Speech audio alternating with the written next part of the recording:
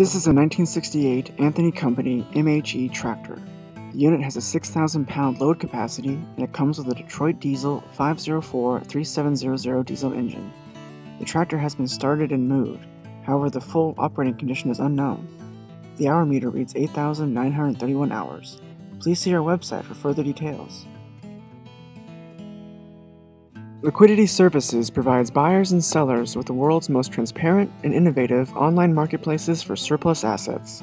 We add new inventory weekly with merchandise from government agencies, corporate clients, and commercial businesses. Thank you for visiting Liquidity Services.